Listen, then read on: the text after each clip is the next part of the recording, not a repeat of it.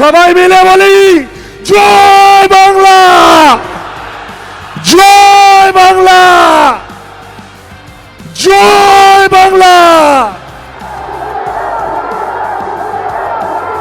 ধন্যবাদ। আজকে যেই সেশনে আমি বলতে এসেছি বাংলা বিরোধীদের বিসর্জন, আজকে 12ই জানুয়ারি আমাদের স্বামীজির, স্বামী বিবেকানন্দের জন্মদিন। আমি প্রথমেই বক্তব্যের শুরুতেই আগে তাকে নত জানু হয়ে প্রণাম জানাই। স্বামীজি বলেছিলেন, আসতা মা আসদ গময়া, তমসো মা জ্যোতির্গময়া, মৃত্যুর মা অমৃতঙ্গময়া, ওম শান্তি, ওম শান্তি, ওম শান্তি। ওঠো, জাগো, নিজের প্রাপ্য নিজে বুঝে নাও। আজকে আমাদের সেই সময় হয়েছে যখন আমরা নিজেদের প্রাপ্য নিজেরা বুঝতে এসেছি। আজকে আমরা এমন এক সন্ধিক্ষণে দাঁড়িয়ে আছি যখন বাংলাকে কলুষিত করার চক্রান্ত চলছে। আমরা এমন এক সময় দাঁড়িয়ে আছি যখন একটি রাজনৈতিক দল বাংলার কৃষ্টি, বাংলার সংস্কৃতি, বাংলার ঐতিহ্যকে নষ্ট করার জন্য সোশ্যাল মিডিয়ায় বিভিন্ন রকম বিভ্রান্তমূলক বক্তব্য ছড়াচ্ছে, বিভিন্ন বিভ্রান্তমূলক মিথ্যা ভিডিও ছড়াচ্ছে। আজকে এআই এর যুগে সমাজ মাধ্যমকে বাজেভাবে ব্যবহার করে তারা এআই দিয়ে বা বিভিন্ন রিপোর্টারদের পয়সা দিয়ে মিথ্যা রিপোর্ট ছড়াচ্ছে। আজকের দিনে যারা আপনারা এখানে বসে রয়েছেন, যেই হলুদ জার্সির ভিড় আজকে আমরা দেখছি, আপনারা প্রত্যেকে শপথ গ্রহণ করেছেন। কি শপথ?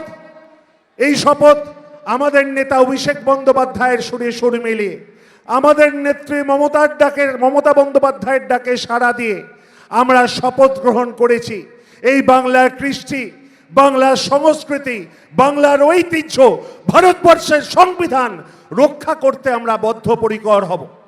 আজকে দায়িত্ব সহকারে বলতে পারি, আমাদের জবানের হাতে একটা করে স্মার্টফোন আছে। আজকে আপনাদের প্রত্যেকের হাতে একটা না একটা স্মার্টফোন আছে। আপনারা প্রত্যেকে আজকে রিপোর্টার, প্রত্যেকে আজকে সংবাদ মাধ্যমের প্রতিনিধি। একটা সময় ছিল যখন আমরা দূরদর্শনের ওপর শুধু নির্ভর করতাম খবর পাওয়ার জন্য। কখন সন্ধে 7টা বাজবে তার অপেক্ষায় থাকতাম আমরা, দিনে একবার খবর। তার পরবর্তীকালে সময় বদলালো, নিউজ চ্যানেল খুললো। আমরা একটা সময় শুধু খবরের কাগজের ওপর নির্ভর ছিলাম। আজকে আমরা প্রত্যেকেই এক একটা রিপোর্টার। আজকের দিনে কিন্তু আর আমাদের অপেক্ষায় থাকতে হয় না পরের দিন সকালে সংবাদপত্রে কোন খবর পরিবেশিত হবে। আমাদের অপেক্ষায় আজকে থাকতে হয় না যে টিভিতে কখন আমরা খবর শুনব। আজকে আপনারা যারা যারা আছেন, আজকে আপনারা একবার ভেবে বলুন, আজকে যদি একটা ভূমিকম্প হয় বা আজকে যদি এই বিজেপির চক্রান্ত হয় বা আজকে কোনো ঘটনা কোনো জায়গায় ঘটলে সবার আগে খবরটা কিন্তু আপনি আপনার হোয়াটসঅ্যাপে পান, আপনি আপনার কারুর বন্ধুদের ফেসবুক আপডেটে পান, কারুর টুইটারে পান, কারুর ইনস্টায় পান।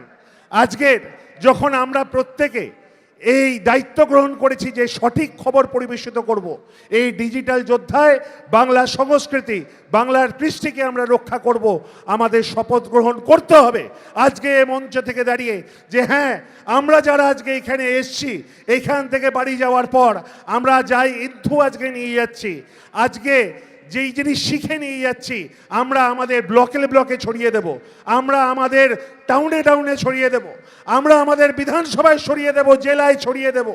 আজকে রাজনীতির একটা পট পরিবর্তন ঘটেছে। সময়ের সঙ্গে সঙ্গে রাজনীতিও কিন্তু পরিবর্তিত হয়। একটা সময় যা শুধুমাত্র পোস্টার, রিফলেট, দেওয়াল লিখন বা মাইক প্রচারের মধ্যে সীমাবদ্ধ ছিল, আজকে কিন্তু প্রচারটা অনেক বেশি সোশ্যাল মিডিয়ায় নির্ভর। একটা মানুষ যখন ভোট বাক্সে দাঁড়ায়, সে মানুষটির কিন্তু মাইক মিছিল বা মিটিং 72 ঘন্টা আগে বা 48 ঘন্টা আগে বন্ধ হয়ে যায়। কিন্তু মনে রাখবেন, একটা মানুষ যখন ভোটের লাইনে গিয়ে দাঁড়ায়, সেই মানুষটি যদি আধ ঘন্টা লাইন দিতে হোক, 1 ঘন্টা লাইন দিতে হোক, সে মানুষটি কিন্তু সবচেয়ে বেশি সময় কাটায় তার মোবাইলের সঙ্গে।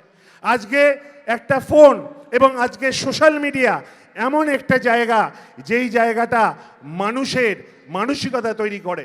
আজকে সোশ্যাল মিডিয়ার মধ্যে দিয়ে বিরোধীরা যেরকম মিথ্যাচার, বিভিন্ন ফেক নিউজ ছড়িয়েছে, আমরা বিভিন্ন সময় দেখেছি, অতীত অভিজ্ঞতা থেকে একটা দুটো রাজনৈতিক দল, একটা রাজনৈতিক দল বাংলাটাকে 34 বছর ধরে শেষ করে গেছে, আরেকটা রাজনৈতিক দল ভারতবর্ষকে 15 বছর ধরে ঠিক এইভাবেই পিছিয়ে দিয়েছে।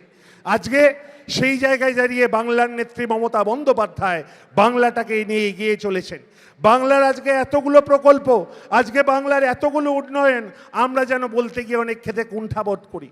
আমাদের মনে হয় আজকে মমতা বন্দ্যোপাধ্যায় যা দিচ্ছে সেটা তো আমাদের অধিকার, কিন্তু সেটা বলার কে আছে? কিন্তু সেই সুযোগটা নিয়ে নেয় অনেকে।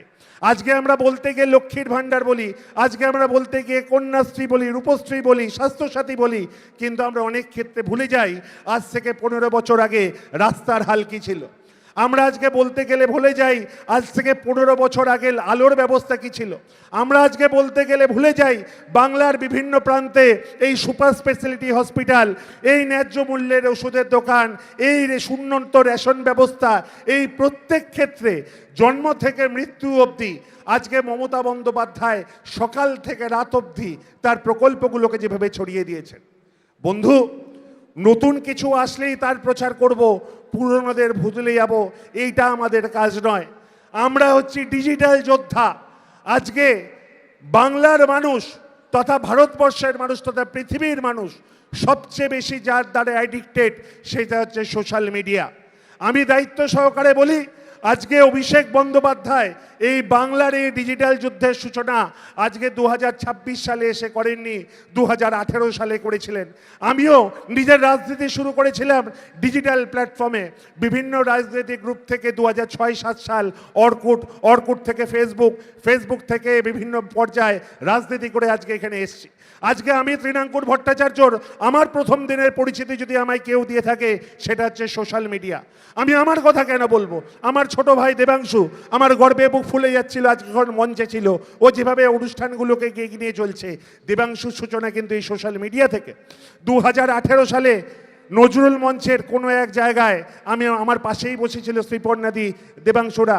আমার মনে পড়ে আজকে মঞ্চে দাঁড়িয়ে অভিষেক দা হুট করে বলল, হ্যাঁ দেবাংশু তুই এটা করছিস, এটা একটু এইভাবে করতে হবে। খারাপ কথা কিন্তু বলা যাবে না। আমার মনে হয় আজকে যিনি লোকসভা কেন্দ্রের প্রার্থী হয়েছিলেন সেই দেবাংশুর সূচনা কিন্তু এই সোশ্যাল মিডিয়া থেকেই হয়েছিল। আজকে শ্রীপর্ণাদি আজকে ভাইস চেয়ারম্যান, কাউন্সিলর হয়ে আজকে ভাইস চেয়ারম্যান, তার লেখা প্রচুর জনে মানুষের কাছে ছড়িয়ে যায়। এরকম অনেক মানুষ রয়েছেন, আমি অন্তত 100, 200, 500, 1000 জনের নাম বলে দিতে পারবো যারা সোশ্যাল মিডিয়া থেকে উঠে এসছেন। এই আপনাদের যারা দিন রাত অক্লান্ত পরিশ্রম করেন, আপনাদের লেখা, আপনাদের শেয়ারিং, আপনাদের নতুন ক্রিয়েটিভিটি, আমি দায়িত্ব সহকারে বলছি আপনাদের মধ্যে যেই যোগ্যতা রয়েছে, আপনাদের মধ্যে যেই ক্ষমতা রয়েছে ভারতবর্ষের আচ্ছা সোশ্যাল মিডিয়া ইনফ্লুয়েন্সের সেটা নেই। দায়িত্ব সহকারে বলবো হাততালি হলে আগে আপনাদের জন্য হোক। আপনারাই তৃণমূল কংগ্রেসকে এগিয়ে নিয়ে যাচ্ছেন, আপনারাই মমতা বন্দ্যোপাধ্যায়, অভিষেক বন্দ্যোপাধ্যায়ের স্বপ্নকে সফল করছেন। তবে কথায় আছে ভালোর কোনো শেষ নেই, কথায় আছে আরও ইম্প্রোভাইজ আমাদের করতে হবে। আমার মনে পড়ে 2021 সালের ইলেকশন, এমন অনেকে পাঁচিলে বসেছিল, আমি সাক্ষী। আমার ভালো কথা সাদাভাবে বলতে কোনো দ্বিধা নেই। 2019-এর পর অনেকে ভেবেছিলেন যে 2021 সালে দলের হয়ে বলবো, কখনো সামনে যাই কখনো পেছনে যাই, কিন্তু আমি দায়িত্ব সহকারে বলি আপনারা যারা আছেন 21 সালে, আপনারা সোশ্যাল মিডিয়া কর্মীরা, আপনারা সামনে দাঁড়িয়ে নেতৃত্ব দিয়েছিলেন, আপনারা মমতা বন্দ্যোপাধ্যায়, অভিষেক বন্দ্যোপাধ্যায়ের হয়ে জয়ধ্বনি দিয়েছিলেন। অনেক বড় বড় মাইকেল আল নেতারা সেটা সাহস পায়নি। কিন্তু আজকে আবার সময় এসছে, এই 2026 নির্বাচনের আগে বাংলার সংস্কৃতি, বাংলার ঐতিহ্য, বাংলার সম্মানকে বাঁচানোর লড়াই। আজকে বাংলার এই সম্মানকে বাঁচানোর লড়াইয়ে আজকেও একজন আছেন, সেই নেত্রী মমতা বন্দ্যোপাধ্যায়, যিনি 15 বছর আগেও থাকতেন সেই আটপৌরে সাদা শাড়ি পরে, যার মাথার ওপর ছিল সেই টালির বাড়ি, তিনি পায়ে সেদিনও পরতেন হাওয়াই চপ্পল। আজকেও সেই নেত্রী মমতা বন্দ্যোপাধ্যায় বাংলার কৃষ্টি, বাংলার সংস্কৃতি, বাংলার ঐতিহ্য, ভারতবর্ষের সংবিধানকে বাঁচানোর জন্য লড়াই করছে। তিনি নিজের সর্বস্বটুকু ত্যাগ করেছেন বাংলার মানুষের জন্য। তিনি বলেন আমার কোনো পরিবার নেই, এই বাংলার মা মাটি মানুষ আমাদের পরিবার। তিনি বলেন বাংলার মা মাটি আমাদের পরিবার। আমরা কি পারবো না তার জন্য আগামী 3টে মাস সময় দিতে? আমরা কি পারবো না আমাদের এত কাজের মধ্যেও সারা দিনের মধ্যে সব মিলিয়ে 30 মিনিট বের করতে? পারবো না? বলুন, পারবো না? পারবো না? পারবো না? পারবো না? বাংলার জন্য পারতে হবে, আমাদের জন্য পারতে হবে, আমার মা বাবার জন্য পারতে হবে, আমার ভবিষ্যৎ প্রজন্মের জন্য পারতে হবে। আমাদের পারতে হবে। আজকে ভারতবর্ষের এত নেতা নেত্রী আছেন, এত বড় বড় নেতারা রয়েছেন, আজকে অভিষেক বন্দ্যোপাধ্যায়ের মতন এই বিজেপির চোখে চোখ রেখে লড়াই করার ক্ষমতা আর কেউ দেখাতে পারেনি।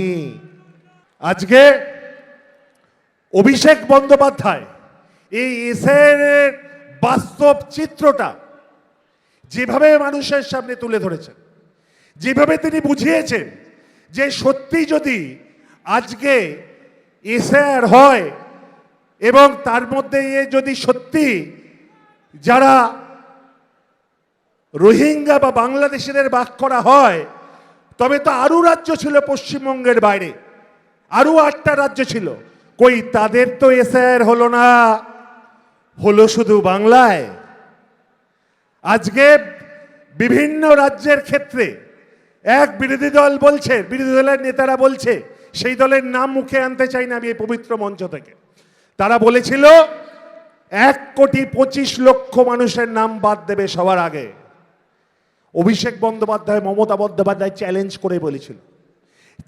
করে বলেছিল যদি হিম্মত থাকে একজন বৈধ ভোটারের নামও বাদ দিয়ে দেখাও। আজকে তারা পারেনি, তারা পারবে না। কর্মী সমর্থকরা এলাকায় এলাকায় গিয়ে প্রত্যেকটা জায়গায় মানুষের হয়ে কাজ করে। জয় বাংলা! সামনে নতুন জয় বাংলা! এবার ভোরের জয় কাছে বাংলা! আমার নিশান।